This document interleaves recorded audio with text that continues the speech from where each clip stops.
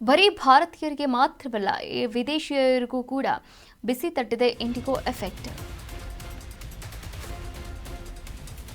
ವಿದೇಶಿಯರಿಗೂ ಬಿಸಿ ತಟ್ಟಿದ ಇಂಡಿಗೋ ಎಫೆಕ್ಟ್.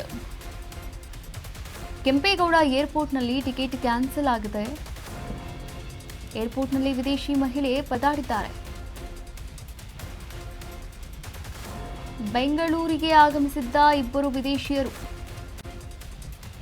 ಜೋಧ್ಪುರ್ಗೆ ತೆರಳಲು ಬಂದಿದ್ದ ಮಹಿಳೆಯರು ಜರ್ಮನಿಯಿಂದ ಬೆಂಗಳೂರಿಗೆ ಆಗಮಿಸಿದ್ರು.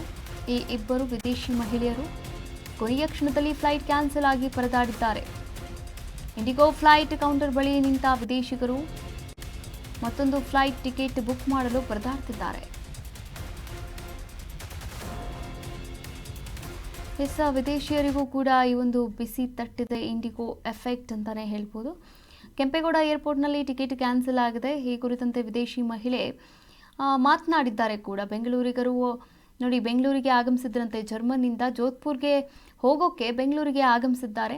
ಆದರೆ ಬಂದ ತಕ್ಷಣ ಗೊತ್ತಾಗಿದೆ ಫ್ಲೈಟ್ ಕ್ಯಾನ್ಸಲ್ ಆಗಿದೆ ಅಂತ. ಹೀಗಾಗಿ ಬೇರೆ ಫ್ಲೈಟನ್ನು ಟಿಕೆಟ್ ಬುಕ್ ಮಾಡೋಕ್ಕೆ ಹೋಗ್ತಾ ಇದ್ದಾರೆ. ಆದರೆ ಬುಕ್ಕಿಂಗ್ ಆಗ್ತಾ ಇಲ್ಲ.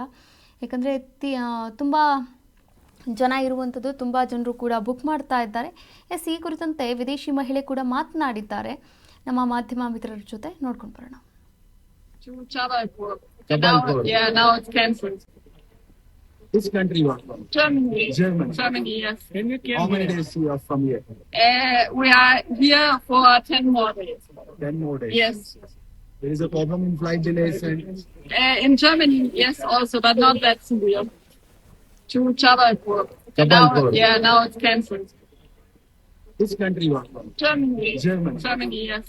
How many days you are from here? We are here for 10 more days. 10 more days. Yes.